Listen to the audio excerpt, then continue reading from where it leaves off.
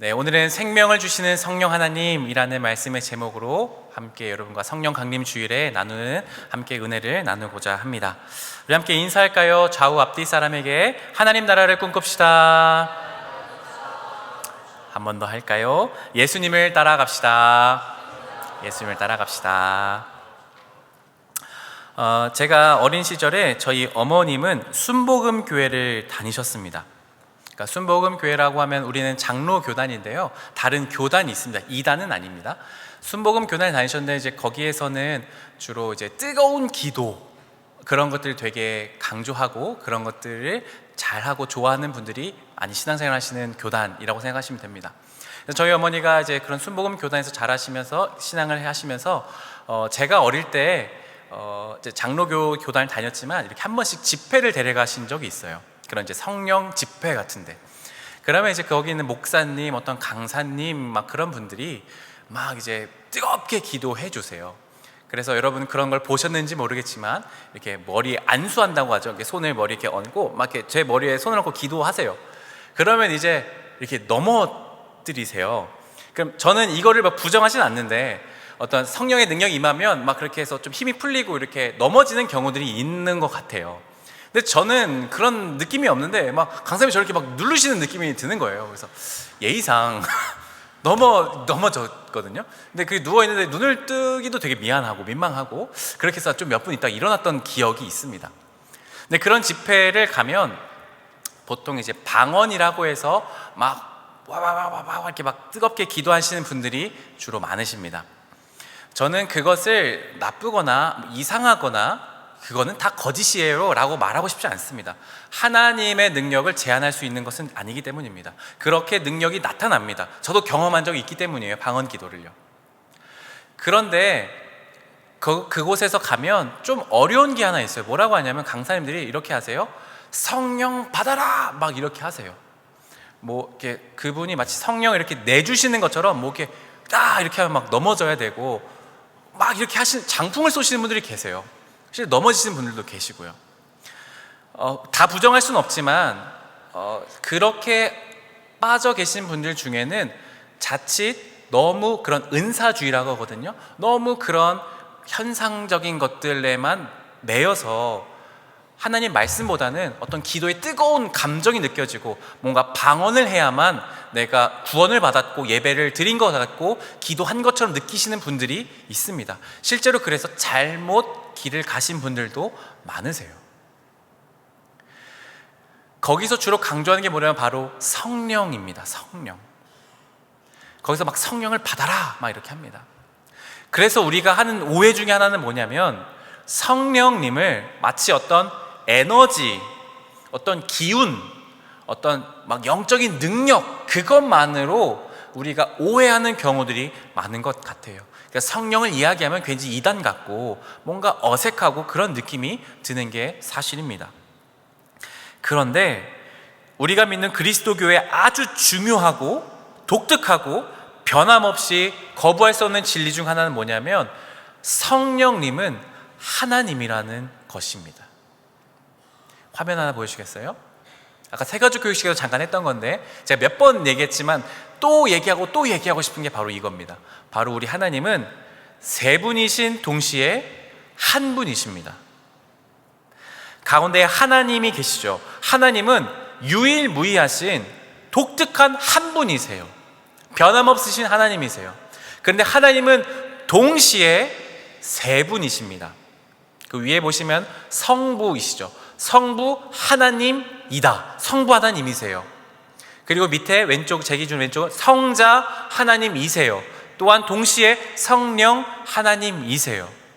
하지만 빨간색 보시면 성부 하나님은 성자 하나님이 아니시고 성자 하나님은 성령 하나님이 아니세요. 성부 하나님은 성령 하나님이 아니세요.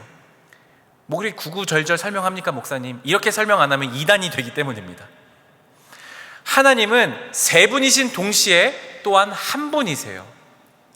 우리 세상에선 찾아볼 수 없는 개념으로 하나님은 존재하세요. 저 하나님을 우리가 부정하면 그 즉시 이단이 됩니다. 우리가 왜 신천지가 이단이라고 할까요? 이만희라는 그분이 자기가 재림 예수라고 말하기 때문입니다. 우리는 그것을 믿을 수 없죠. 그래서 그건 이단, 잘못됐다고 말하는 겁니다. 그래서 여러분, 하나님은 인격적이신 하나님이세요. 그래서 동시에 성령 하나님 또한 인격적이신 하나님이세요. 감정도 갖고 계시고요, 생각도 갖고 계시고요, 하나님이 사랑하실 수도 있는 그런 분이 바로 성령 하나님이세요. 그러니까 감히 함부로 성령 받아라 이렇게 하는 것은 잘못된 겁니다. 어떻게 감히 하나님을 받으라고 합니까? 성령님은 원하시면 우리에게 찾아오시기도 하고요, 원하지 않으시면 거두어 가시는 것이 하나님이세요. 하나님은 의지가 있으시고요, 인격이 있으신 분입니다. 우리는 그저 겸손히 그 하나님의 능력을 의지할 뿐이죠. 오늘은 그 성령 하나님, 오늘은 성령 강림주일인데요, 성령 하나님께서 우리 가운데에 찾아오신 그 날을, 오순절에 찾아오신 그 성령 하나님을 기억하는 날입니다. 그래서 성령 하나님은 우리에게 어떤 분이신가라는 것을 두 가지로, 여러 가지가 있지만 두 가지로 하나님의 은혜를 나누고자 합니다. 성령 하나님이 하신 일 첫 번째는 바로 생명을 창조하신다라는 것입니다. 성령 하나님은 생명을 창조하세요. 여러분, 이 세상은, 우리가 살고 있는 이 우주는, 이 모든 존재는 어떻게 생겨났을까요? 종교계와 과학계가 서로 평행을 달리면서 자기들만의 이야기를 치열하게 합니다. 빅뱅을 이야기하기도 하고, 진화론적 창조 이야기도 하고, 다양한 이야기들이, 굉장히 많은 논의가 있어요. 종교계와 과학계가 이야기하지만 최근에 하는 이야기들은 뭐냐면, 이 둘이 서로 다르고 틀린 얘기를 하는 것이 아니라 서로 상호 보완적으로 이해된다라는 것이 요즘에 이해하는 방식들입니다. 그래서 여러분, 저는 여기서 창조가 어떤 것이 어떻게 일어났습니다 라고 저는 어떤 방식을 설명하려고 하는 것이 아닙니다. 일리아 프리고진이라고 하는 사람, 굉장히 유명한 노벨 화학상을 받은 러시아 과학자가 자기 책에서 이렇게 말합니다. 여러 요소들이 복잡성의 최고도, 비평형 상태에 이르렀을 때 생명이 탄생하는 것이라 하였다. 생명은 혼돈을 극복하고 새로운 동적 평형을 만들어가는 방식으로서 발생한다. 잠깐 보여주세요. 말이 되게 어렵죠? 저도 이 말을 다 무슨 말인지 모릅니다. 이 책을 읽은 것이 아니라 저도 책에서 발췌한 것을 인용한 것인데요, 생명이라는 것이 어떻게 발생하는가, 그것은 그냥 어느 날 갑자기 나타나는 것이 아니라 어떤 요소들의 복잡성이 최고도로 달했을 때, 비평형 상태에 이르렀을 때에 생명 어느 날 딱 과학자들에 의하면 우연하게 발생한 것이죠. 생명이 발생하기 전에는 끊임없이 굉장한 혼돈이 있고 여러 가지 동적 평형을 만들어가는 과정 속에서 발생한다라고 일리아 프리고진이라는 사람이, 과학자가 이야기합니다. 그런데 오늘 이런 생명이 발생하는 것에 대한 이야기, 그러니까 창조에 관한 이야기도 성경에서도 비슷한 맥락으로 이야기하고 있다라는 것입니다. 오늘 우리가 읽은 본문을 다시 한번 우리가 읽어볼 텐데요, 함께 읽어볼까요? 1절 2절 시작. 태초에 하나님이 천지를 공허하며 흑암이 깊음 위에 있고 하나님의 영은 수면 위를 운행하시니라. 아멘. 기독교 신앙을 가진 사람들의 가장 근본 신앙 중 하나는 뭐냐면, 하나님이 이 모든 세상을 창조하셨다라는 믿음입니다. 이 세상의 생명과 모든 존재라는 것은 하나님으로부터 시작했다고 우리는 고백하지요. 그런데 그 창조가 이루어지기 이전 상태는 어떠했을까요? 과학자들도 빅뱅으로 설명하는데요, 아주 작은 점에서 어떤 일이 일어난지 모르겠지만 갑자기 빛보다도 더 빠른 속도로 이게 빵 터지면서 빅뱅이 일어나면서 팽창해서 거의 지금의 우주의 크기와 마찬가지로 이 작은 점이 팽창해서 지금의 우주가 생겨났다고 말합니다. 그것이 진짜인지 가짜인지는 잘 모르겠습니다. 그런데 확실한 것은 그 작은 점 이전에 아무것도 없던 그 상태는 무엇인지 과학자들은 적어도 설명하지 못한다라는 것이죠. 근데 성경은 그 이전 상태를 태초라고 말합니다. 그 태초에는 어떤 것이 있었을까요? 다시 한번 말씀을 보여주세요. 2절에 보면 땅이 혼돈하고 공허하며 흑암이 깊음 위에 있고 하나님의 영, 성령이 수면 위에 운행하시니라 라고 말씀합니다. 성경은 태초 과학적으로 어떻게 증명되는 그런 것은 아니지만 하나님은 이렇게 선언하세요. 세상이 있기 전, 아무것도 있지 않은 존재라는 것이 있기 전에 이곳에서는 혼돈했답니다. 뭔가 공허했답니다. 흑암이 캄캄하게 있었답니다. 그곳에 하나님의 성령이 그곳을 운행하셨다라고 기록합니다. 그러니까 다시 말하면 아무것도 없는 그곳에 혼돈, 무질서한 곳에, 그리고 깜깜한 곳에, 그리고 공허한 곳에 하나님의 영이 이렇게 움직이셨습니다. 운행하셨다라는 히브리어는 라카프라고 하는데요. 이 라카프가 뭐냐면 헬리콥터가 이렇게 막 회전해서 올라가듯이 도는 것을 의미해요. 뱅글뱅글.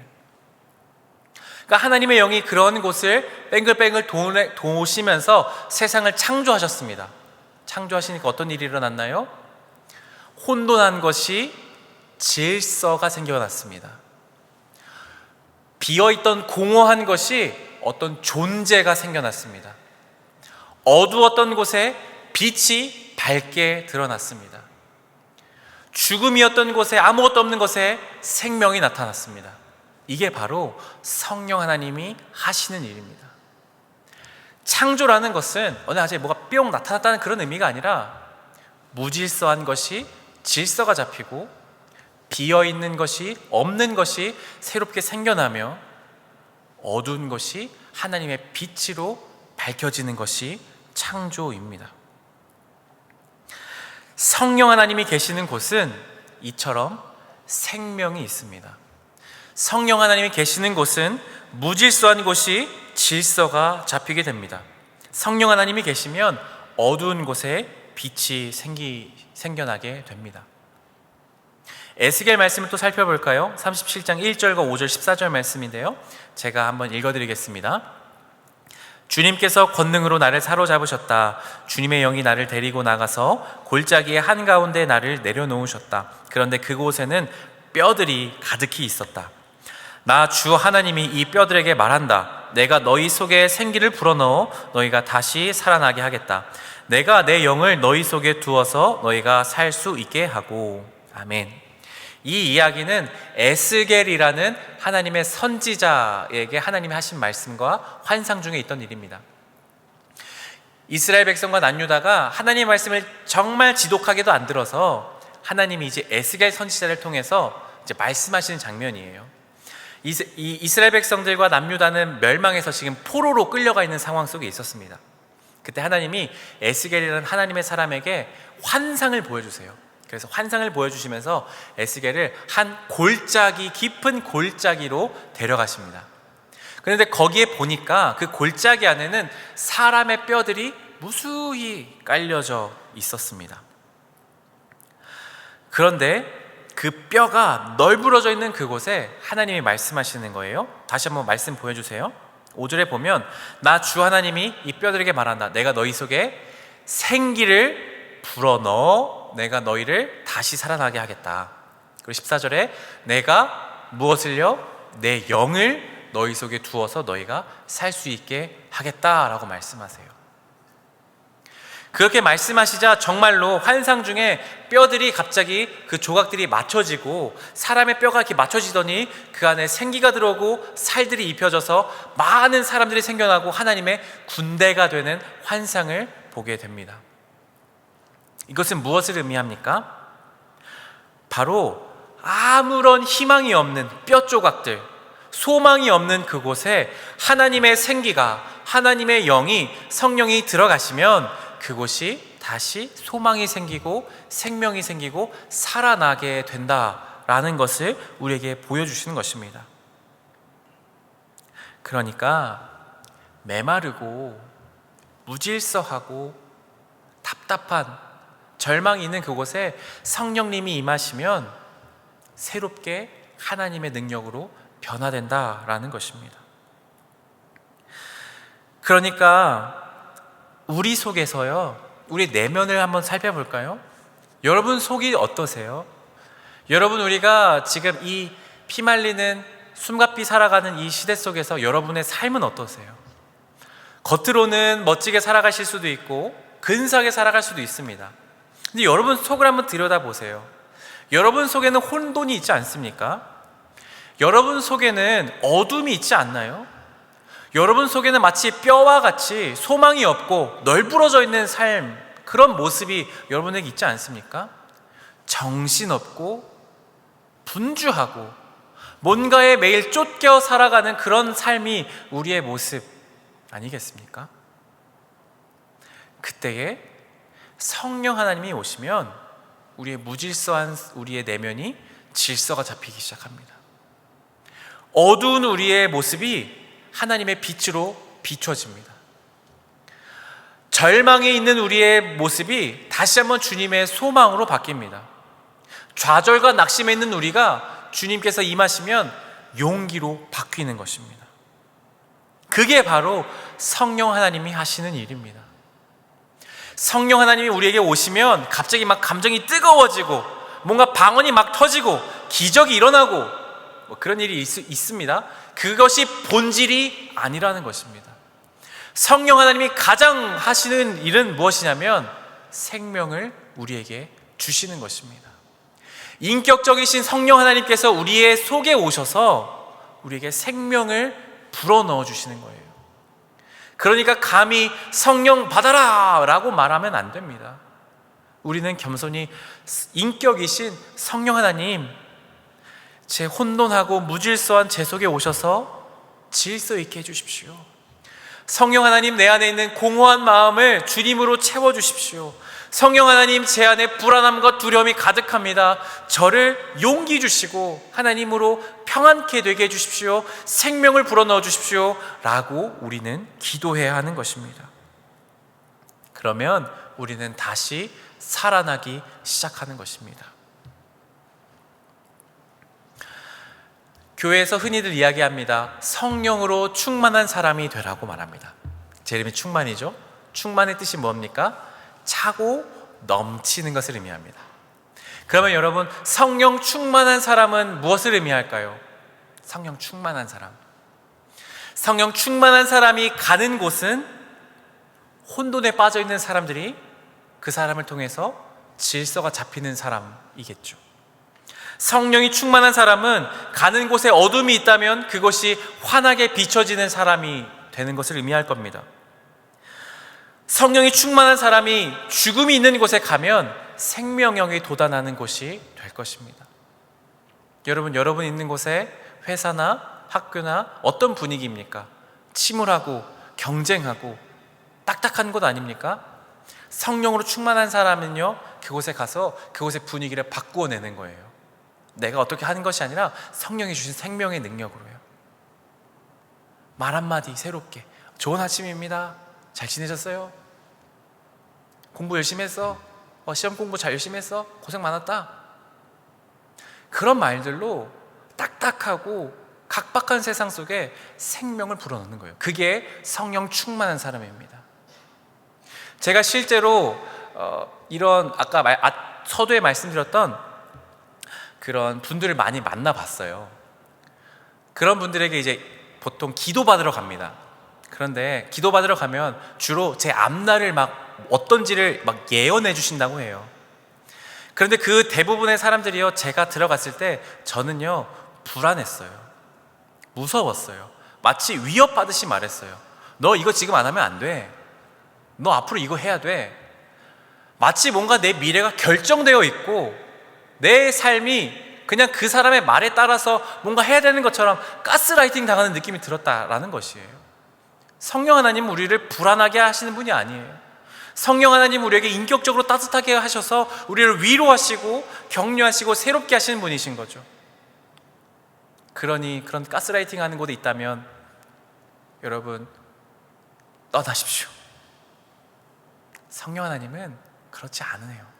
우리가 기도하면 성령님은 찾아오시는 인격적이신 분이십니다. 성령님이 하시는 일 두 번째는 죄를 이기게 하시는 분이십니다. 죄를 이기게 해주세요. 갈라디아서 5장 16, 17절 말씀 우리 한 절씩 번갈아 가며 읽겠습니다. 제가 16절 먼저 읽겠습니다. 내가 또 말합니다. 여러분은 성령께서 인도하여 주시는 대로 살아가십시오. 그러면 육체의 욕망을 채우려 하지 않을 것입니다. 육체의 욕망은 성령이 바라시는 것은 육체를 벗습니다. 이 둘이 서로 조세가 돼 있으므로 여러분은 자기가 원하는 일을 할 수 없게 됩니다. 아멘. 성령님이 하시는 일은 생명을 창조하시는 동시에 우리의 죄를 이기도록 도와주십니다. 죄라는 것은 기독교 신앙에 있어서 빠질 수 없는 개념입니다. 죄는 하나님 말씀을 따르지 않는 것을 의미합니다. 창조주이시고 참된 주인이신 하나님을 거부하는 것이 죄의 본질입니다. 그것은 또 무엇을 의미할까요? 자기 중심성을 의미합니다. 나밖에 모르는 것이 죄입니다. 하나님을 거부한 사람들은 자기밖에 모르는 삶으로 죄에 빠져 삽니다. 그래서 그 자기 중심성이라는 것은 수많은 죄의 열매들을 맺습니다. 음란하고요, 거짓말하고요, 다툽니다. 욕심과 탐욕을 부립니다. 가지고 있는데도 더 가집니다. 그래서 없는 사람들 것을 더 뺏어옵니다. 은근히 다른 사람을 깔아내리고 내가 높아지는 것을 즐거워합니다. 그런 것들이 수많은 죄 아닙니까? 사람들을 험담합니다. 비방하고요, 왕따시킵니다. 은근히 따돌리죠. 하나님이 기뻐하시지 않는 나밖에 모르는 삶이 바로 그런 열매들이 맺게 됩니다. 그래서 그 죄가 있으면 하나님은 우리에게 그 죄가 있으면 반드시 벌하세요. 죄는요, 우리 영혼을 갉아먹습니다. 반드시 갉아먹습니다. 죄에 대해서 우리가 너무 무감각하게 살고 있지만 죄는요, 우리 영혼을 피폐하게 만들어요. 죄는 더 많은 죄를 짓도록 만들어요. 더 나밖에 모르게 만들고요, 더 경쟁하게 만들고요. 그럼 더 깊은 죄의 수렁으로 빠집니다. 그러면 어떤 일이 일어나나요? 예배드려도 하나님을 경험할 수 없어요. 죄로 하나님과 단절되어 있기 때문이에요. 더 죄를 짓고 싶고 더 그 죄의 달콤한 맛이 느껴져요. 그런데 거기에는 공허함이 있습니다. 그런데 우리가 이 죄를 짓지 않고 싶어도 문제는 뭐냐면 계속해서 그 죄를 반복하게 되는 것이 우리의 문제라는 거예요. 죄를 끊어내고 싶은데, 더 이상 음란한 거 보고 싶지 않은데, 더 이상 그 사람을 막 미워하고 싶지 않은데, 더 이상 나도 정말 하나님 말씀대로 잘 살고 싶은데 그게 안 된다라는 거예요. 수련회 가서 기도하고 또 결심해도 또 얼마 있으면 또 반복하죠. 근데 그게 우리의 모습에 맞습니다. 그게 본질적인 우리의 모습입니다. 기독교 신앙은 우리가 죄를 이기는 방법을, 야, 너 노력해봐, 더 노력해, 더 열심히 해, 야, 더 해봐, 더, 그렇게 말씀하지 않으세요. 기독교 신앙은요, 죄를 이기는 방법을 하나로 설명합니다. 그것은 무엇이냐면 성령님의 도우심을 구하라고 말하고 있습니다. 갈라디아서 5장 22절과 23절 말씀을 제가 읽어드리겠습니다. 그러나 성령의 열매는 사랑과 기쁨과 화평과 인내와 친절과 선함과 신실과 온유와 절제입니다. 이런 것들을 막을 법이 없습니다. 아멘. 죄를 이기는 방법이 뭔 줄 아세요? 우리 안에 죄의 열매가 맺힐 때에 하나님, 성령 하나님께서 내 안에 오셔서 성령의 열매를 맺게 해달라고 기도하는 거예요. 사랑과 기쁨과 선함과 절제, 온유함, 그런 것들이 내 안에 성령 하나님이 오셔서 그런 것들이 자라나게 해주십시오.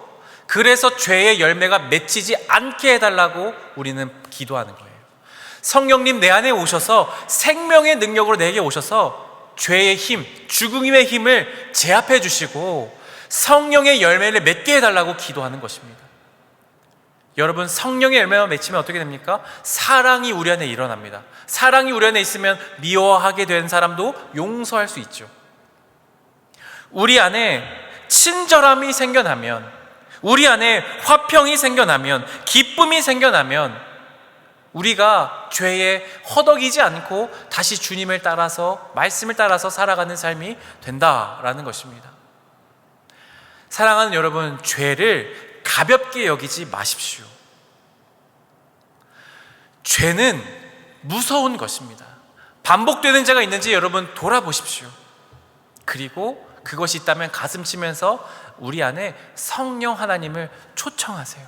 성령 하나님 제 안에 와주셔서 제 안에 반복적인 이 죄가 사라질 수 있도록 성령의 열매가 맺힐 수 있게 해달라고 기도하십시오.